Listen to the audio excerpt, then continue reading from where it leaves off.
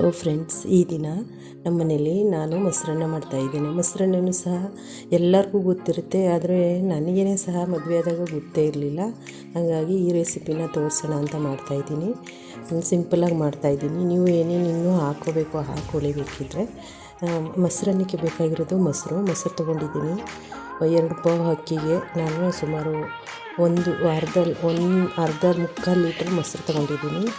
ಮತ್ತು ದಾಳಿಂಬೆ ತೊಗೊಂಡಿದ್ದೀನಿ, ಕ್ಯಾರೆಟ್, ಮತ್ತು ಇದು ಹಸಿ ತೆಂಗಿನಕಾಯಿಗೆ ಶುಂಠಿ ಹಾಕಿ ಸ್ವಲ್ಪ ತರಿಯಾಗಿ ರುಬ್ಬಿಟ್ಕೊಂಡಿದ್ದೀನಿ.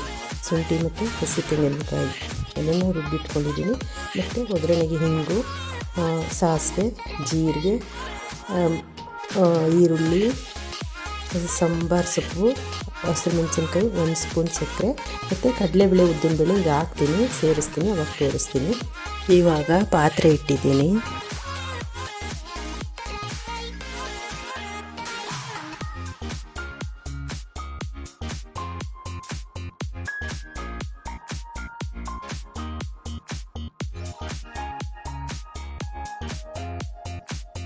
ಮೂರು ಸ್ಪೂನ್ ಎಣ್ಣೆ ಹಾಕಿದ್ದೀನಿ.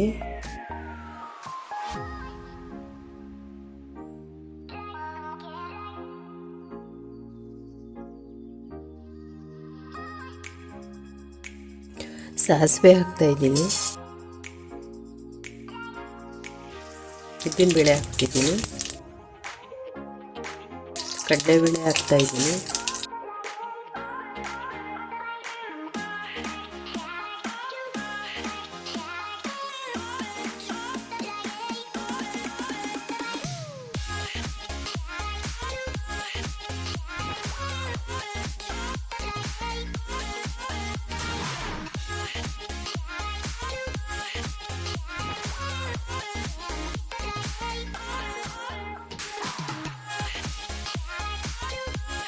ಕರಿಬೇವು ಹಾಕ್ತಾಯಿದ್ದೀನಿ, ಹಿಂಗು ಹಾಕ್ತಾಯಿದ್ದೀನಿ. ಸ್ಟವ್ ಆಫ್ ಮಾಡ್ತೀನಿ ಇವಾಗ.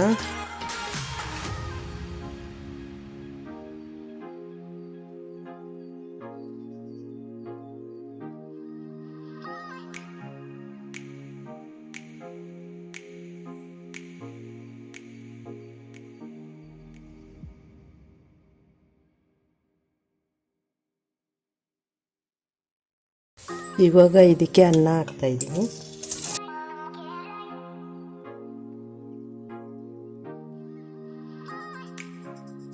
ಇದಕ್ಕೆ ಈರುಳ್ಳಿ ಹಾಕ್ತಾಯಿದ್ದೀನಿ, ಸಕ್ಕರೆ ಹಾಕ್ತಾಯಿದ್ದೀನಿ, ದಾಳಿಂಬೆ ಕಾಳು ಹಾಕ್ತಾಯಿದ್ದೀನಿ ನೋಡಿ, ಕ್ಯಾರೆಟ್,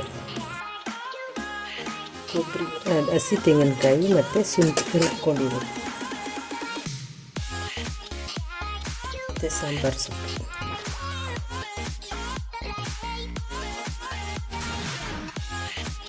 ಉಪ್ಪು ಹಾಕ್ತಾಯಿದ್ದೀನಿ. ಇವಾಗ ಲಾಸ್ಟ್ ಮೊಸರು ಹಾಕ್ತಾಯಿದ್ದೀನಿ.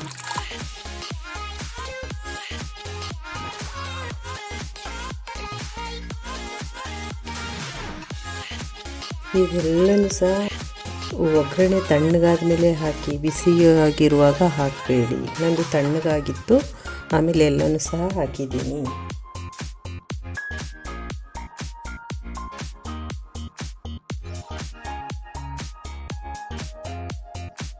ಇನ್ನೊಂದು ಸ್ವಲ್ಪ ಮೊಸರು ಸೇರಿಸ್ತಾ ಇದ್ದೀನಿ. ನಿಮ್ಮ ಹತ್ರ ಮೊಸರು ಕಡಿಮೆ ಇದ್ದರೆ ಸ್ವಲ್ಪ ವಾಟರ್ ಸೇರಿಸ್ಕೊಳ್ಳಿ, ತೊಂದರೆ ಇಲ್ಲ.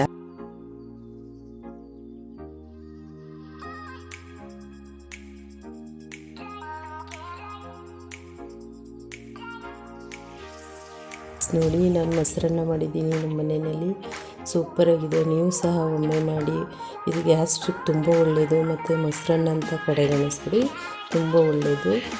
ಮಾಡಿಕೊಂಡು ಊಟ ಮಾಡಿ. ಜೊತೆಗೆ ಲೈಕ್ಸ್ ಕೊಡಿ, ಶೇರ್ ಮಾಡಿ, ಸಬ್ಸ್ಕ್ರೈಬ್ ಮಾಡಿ ಪ್ಲೀಸ್.